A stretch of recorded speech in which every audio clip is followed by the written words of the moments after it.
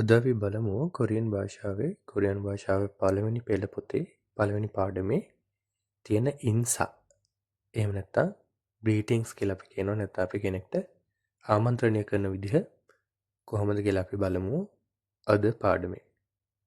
පළවෙනි එක අන්‍යොන්හාසේයෝ අන්‍යොන්හාසේයෝ මේක අපිට භාවිතා කරන්න පුළුවන් දවසේ ඕනම වෙලාවක. දෙන්නෙක් හම්බුනහම අපි සාමාන්‍යයෙන් හායි කොහොමද හලෝ එහෙම නැත්නම් සුබ උදෑසනක් සුබ සන්ධ්‍යාවක් වගේ කියන ඕනම තැනකදී අපිට මේක භාවිතා කරන්න පුළුවන්. ඊළඟ එකේ තියෙන්නේ අපි හමුවීමකදී හම්බුනට පස්සේ අපි කතා බහ කරලා එතනින් ඉවත් වෙලා යන වෙලාවේදී අපි කොහොමද කතා කරන්නේ කියලා. මෙතන අපි බැලුවොත් මේ පින්තූරේ පේන විදිහට නිල් පාට කමිස ඇඳන් ඉන්න එක්කෙනා සහ රතු පාට කමිස ඇඳන් ඉන්න එක්කෙනා ගත්තොත් නිල් පාට ඇඳන් ඉන්න එක්කෙනා එතන රැඳිලා ඉන්න එක්කෙනා රතු පාට ඇඳන් ඉන්න එක්කෙනා එතනින් ඉවත් වෙලා යනවා. එතකොට ඉවත් වෙලා යන කෙනා එතන රැඳිලා ඉන්න කෙනාට කියනවා අන්‍යොන්හි කේසේයෝ ගුඩ් බයි කියන අදහසම තමයි. නැත්තම් මම ගිහින් එන්නම් වගේ අදහසක් තියෙන්නේ. අන්‍යොන්හි කේසේයෝ එහෙම නැත්තම් මෙතන ඉන්න කෙනාට කියන හොඳින් ඉන්න වගේ අදහසක් එතන තියෙනවා. ඊළඟට මෙතන රැඳිලා ඉන්න එක්කෙනා යන කෙනාට කියනවා අන්‍යොන්හි කාසේයෝ. එතනත් අපි අදහස ගුඩ් බයි කියන එකම තමයි. හැබැයි මෙතන හොඳින් යන්න වගේ අදහසක් තමයි එතනදී ඉදිරිපත් වෙන්නේ. එතකොට අපි එතනින් ඉවත් වෙලා යන කෙනා කියනවා අන්‍යොන්හි කේසේයෝ. එතන රැඳිලා ඉන්න කෙනා කියනවා අන්‍යොන්හි කාසේයෝ. ඊළඟට අපි කවුරු හරි හම්බුනහම අපි කියනවා ඔයාව හම්බවීම සතුටක් කියලා. අපිට අන්න ඒක කියන්න පුළුවන්. චෝම් පිප්ගිත්සම්නිදා. චෝම් පිප්ගිත්සම්නිදා. එතකොට අනිත් කෙනා කියනවා ඔයාව හම්බවීම සතුටක් කියලා. අපිට ඒක කියන්න පුළුවන්. මන්නස්සෝ පංගප්සම්නිදා. මන්නස්සෝ පංගප්සම්නිදා. ඔන්න ඔය විදිහට ඔයාව හම්බවීම සතුටක් කියන එක අපිට කියන්න පුළුවන්. ඊළඟට අපි සමාව ගන්නකොට අපිට පුළුවන් මෙන්න මේ විදිහට කියන්න චුයිසොන් හම්නිදා.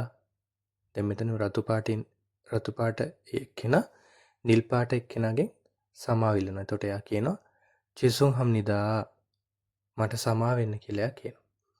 එතකොට අනිත් එක්කෙනා කියනවා නෑ ඒකට කමක් නැහැ. එතකොට ඒක අපිට කියන්න පුළුවන් ක්වෙන්චන් සම්නිදා. නැත්තම් මේකම ක්වෙන්චනායෝ කියන එකත් අපිට ගන්න පුළුවන්. ඊළඟට අපි කෙනෙක්ට ස්තුති කරනකොට ඔයාලට ගොඩක් ස්තුතියි thank you කියලා අපි කියන්නේ කම්සහම්නිදා. එහෙම නැත්නම් අපිට කියන්න පුළුවන් කුමප්සම්නිදා. ඔය දෙවිදිහටම අපිට කියන්න පුළුවන්.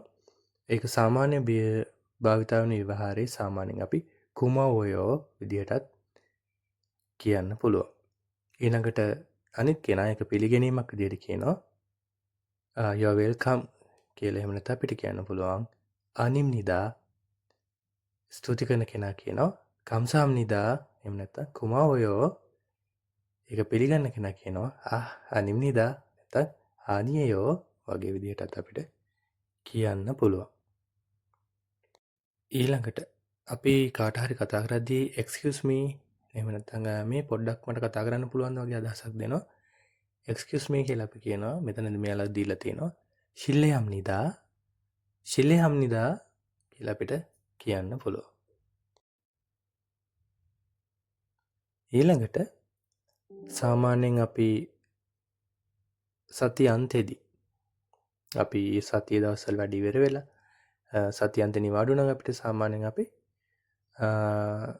සුබ පතනවා සති අන්තය හොඳින් ගත කරන්න කියලා. අන්න ඒක කියන්න පුළුවන් අපිට ජුමල්